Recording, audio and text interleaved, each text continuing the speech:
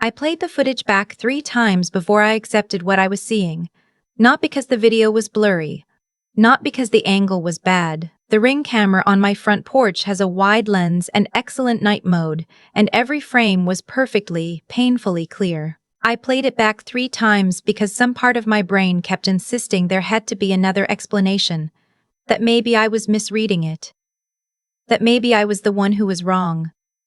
The way I had been told I was wrong so many times before. I wasn't wrong. My brother was standing on my porch steps, and he was coaching my parents on what to say to me. Let me back up.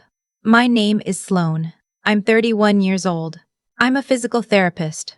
I own a small house in a quiet neighborhood outside of Columbus, and for the past 14 months, I had been living what I can only describe as the most peaceful stretch of my adult life.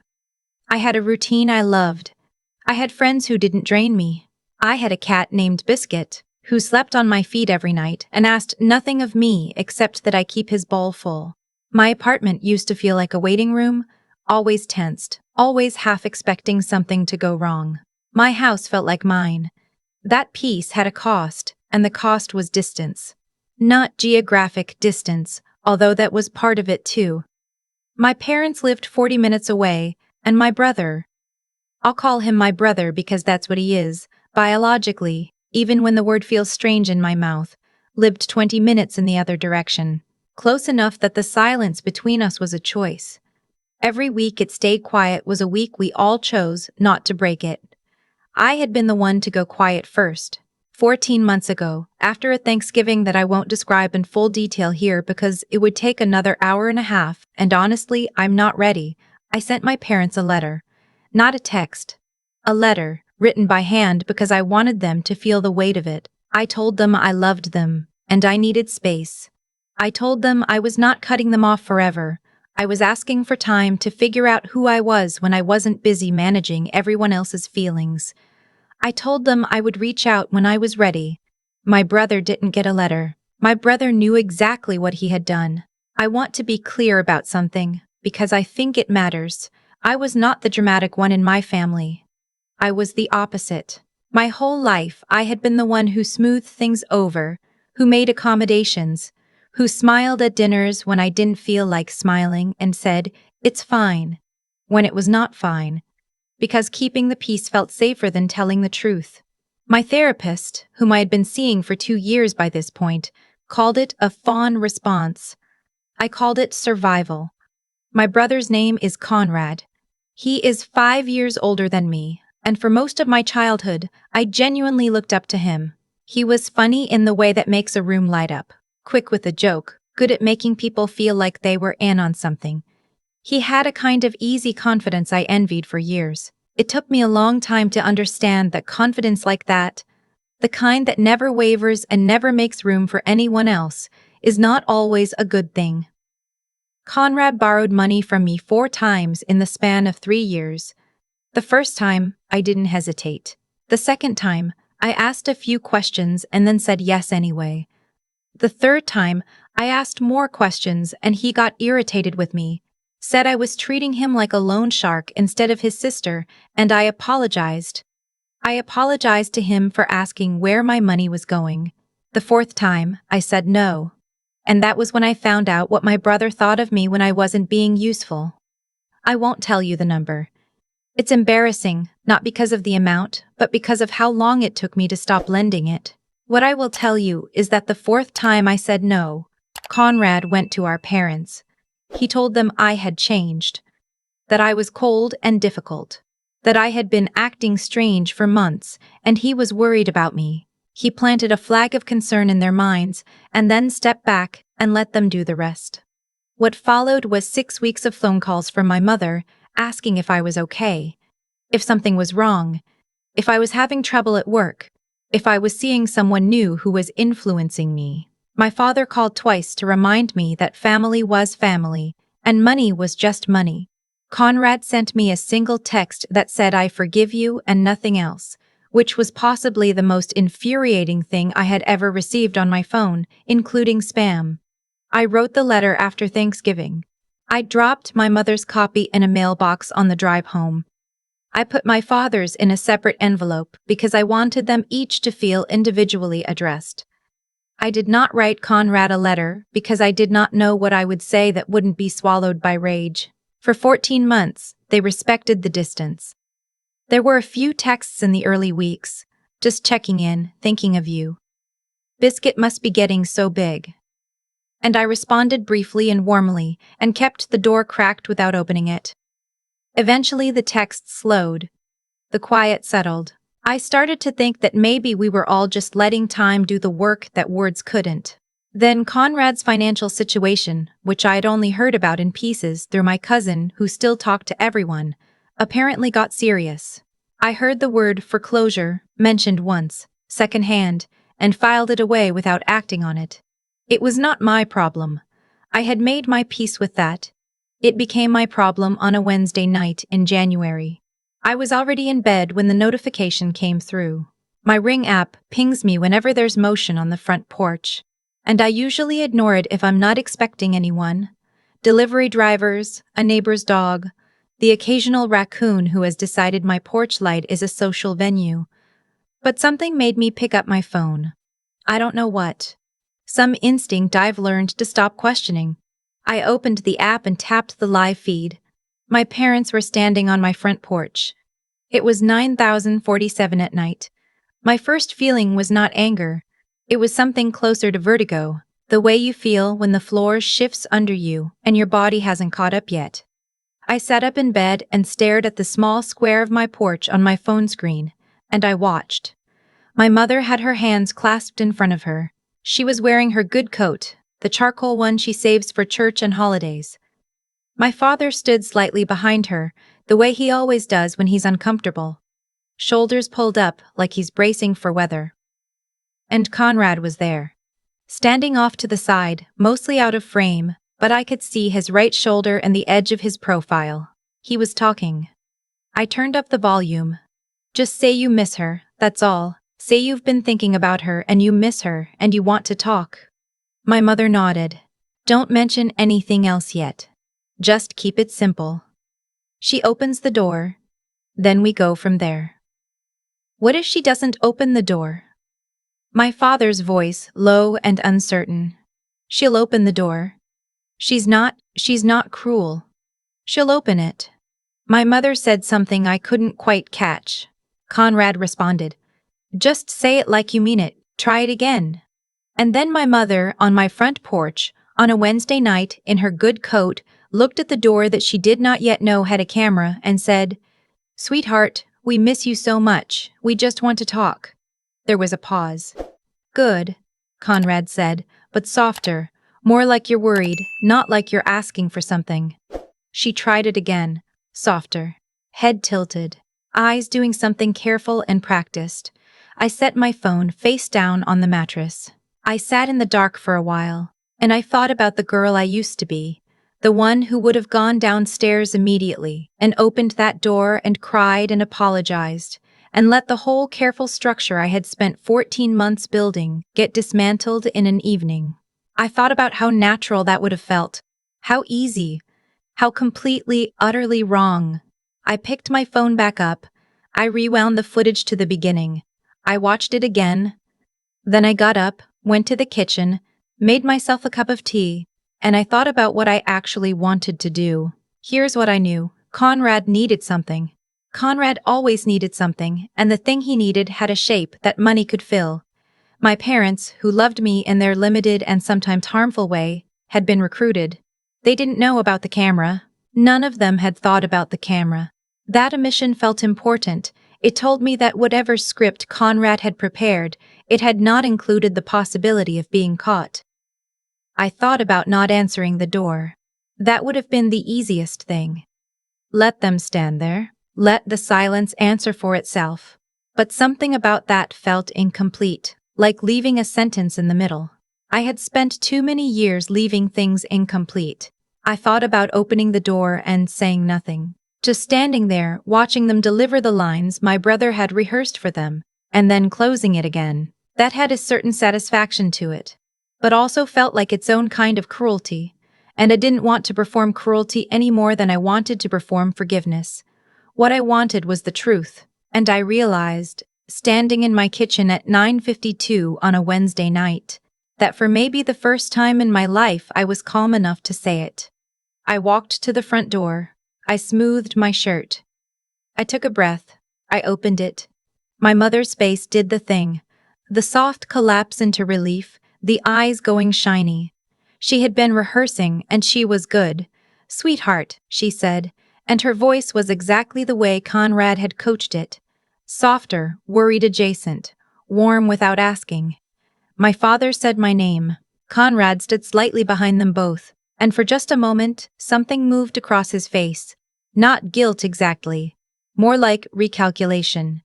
I looked at all three of them. I looked at my mother in her good coat. I looked at my father with his shoulders up. I looked at my brother doing math behind his eyes. I said, "I know Conrad told you what to say." Nobody spoke. "I have a ring camera," I said. "I saw you practicing in my driveway. I watched it twice before I came downstairs." My mother's expression did something complicated. The rehearsed warmth faltered, and underneath it was something more real. Embarrassment, I think, and something that might have been shame. My father looked at Conrad. That look said everything. Conrad said, "Sloane." "I'm not angry," I said, and I meant it. I was something past anger. Anger is hot, and I was very, very clear. "I'm gonna tell you what I need you to hear, and then I'd like you all to go home." I looked at my mother first. "I know you love me. I have never questioned that. But loving me and listening to Conrad about how to approach me are two different things, and one of them hurts." She pressed her lips together. "I know that Conrad has money problems," I said. "I've known for a while. I'm sorry that's hard. I genuinely am. But I am not the solution to those problems. I was never supposed to be." I looked at my brother. He had the expression of someone who had planned for many outcomes but not this one. "You have spent years," I said, "treating me like a resource, and I let you for a long time. Because it felt like the price of being loved by this family. I don't think that anymore." I paused. "I think the price is actually much lower. I think it's just honesty. But we've never been good at that." Conrad started to say something about how I was being unfair, how he had only been trying to help the family heal, how this wasn't about money, it was about missing me. It was about, "I watched you coach Mom on her tone of voice," I said. "Through a camera. On my porch. At 10 o'clock at night." I let that sit for a moment. "That's not what missing someone looks like." He went quiet. My father, who had said almost nothing, looked at his feet. He looked older than I remembered. I felt a complicated tenderness for him that I didn't have space to examine right then. "I'm going to keep the door open," I told them. "Not tonight, not like this. But I haven't closed it forever, and I want you to know that." I looked at my mother. "If you want to talk, really talk, without a script, I'm here. You have my number." I looked at Conrad last. "I love you," I said. "I do. But I'm not a soft place for you to land when you run out of other options. I can't be that for you anymore." I stepped back. I closed the door. I stood in the hallway and I waited for the feeling that usually came after these things. The guilt, the second-guessing, the replaying every word and wondering if I'd been too hard or too cold or too much. I waited for it. It didn't come. What came instead was something quiet. Not happiness exactly, more like stillness. Like the way a room sounds after you finally said the thing you've been holding in your chest for years and discovered that the walls are still standing. Biscuit came around the corner and sat at my feet and looked up at me with the complete indifference only cats can manage. I went back to the kitchen. I finished my tea. I looked at the camera footage one more time, not to study it, just to make sure I hadn't imagined it. And then I put my phone away. My mother texted me 3 days later. Not a performance this time. No prepared lines. Just, "I didn't know he'd told us what to say. I thought it was his idea to come. Not, I didn't realize. I'm sorry, Sloane, I'd like to talk when you're ready." No agenda. Just me. I read it 4 times. I wrote back, I know, Mom. I believe you. Give me a little time. She sent back a single heart emoji. The red one, not the pink. I haven't talked to Conrad since that night.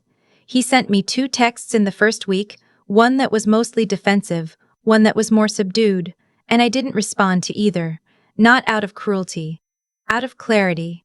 There is a difference between punishing someone and simply being done. I spent a long time thinking those were the same thing. They're not. My father called on a Sunday, about a week after. He didn't say much. He said he was sorry for showing up like that. He said he should have known better. He said he missed me, and this time it wasn't rehearsed.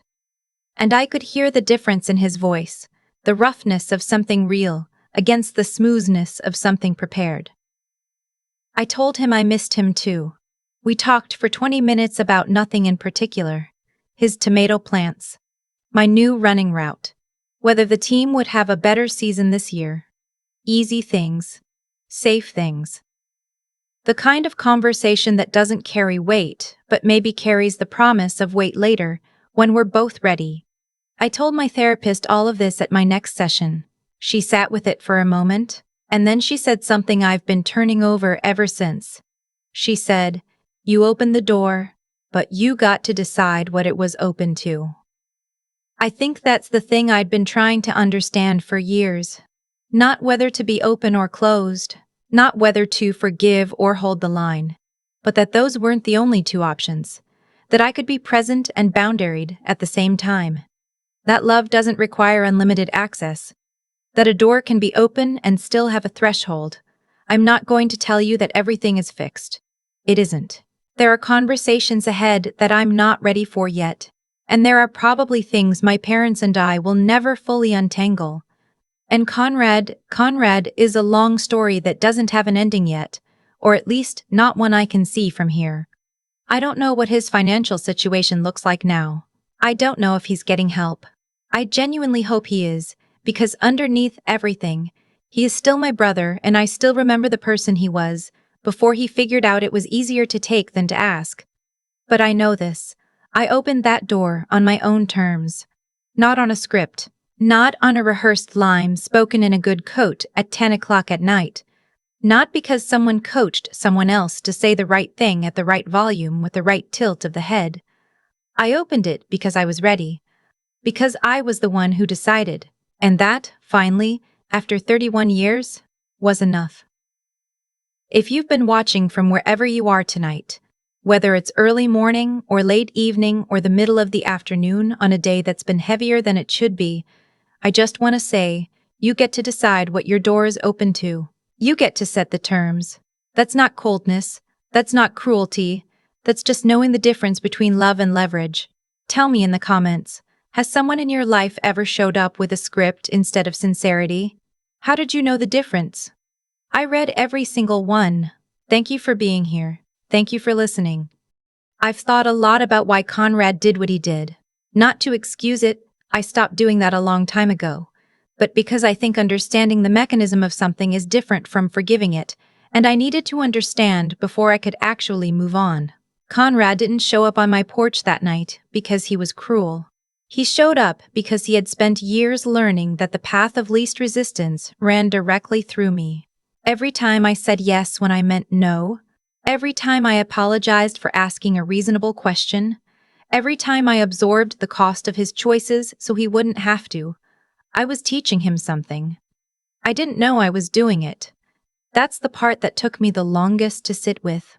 The dynamic between us wasn't entirely his creation. I had built half of it myself, one small surrender at a time. That's not self-blame. That's just cause and effect, and there's a difference. Self-blame says I deserved what happened. Cost and effect says I can see how we got here, and I can choose a different path forward. The second one is actually useful. What I know now, what that Wednesday night made undeniable, is that real love doesn't need to rehearse itself. It doesn't need to be coached on tone and timing, and how to tilt your head so you look worried instead of demanding. When my mother finally texted me 3 days later without a script, I could feel the difference immediately. Not because the words were more elaborate, because they were just hers. Rough around the edges and uncertain and real. That's what I had been waiting for, without knowing I was waiting for it.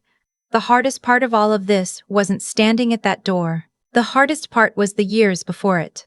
The slow accumulation of moments where I chose to keep the peace over telling the truth, and then wondered why I felt so invisible inside my own family. Silence that comes from fear looks a lot like patience from the outside, but it isn't. And eventually, your own body knows the difference, even when your mind is still making excuses. I think about the version of me who would have opened that door without seeing the footage first. She would have cried. She would have let them in. She would have stayed up until 2 in the morning being understanding. And by morning, Conrad would have found a way to bring up money. And by the end of the week, I would have been back where I started. Just lonelier, because I had let myself hope. That version of me was not weak. She was doing the best she knew how. But I had learned something better by then. I had learned that staying in the room is only worthwhile if you're actually allowed to take up space in it.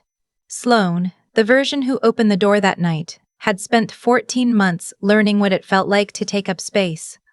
I wasn't going to trade that back for a rehearsed "we miss you" in a good coat. If there's anything I'd want you to take from this, it's just that. Not a lesson about cutting people off. Not a lesson about never trusting family.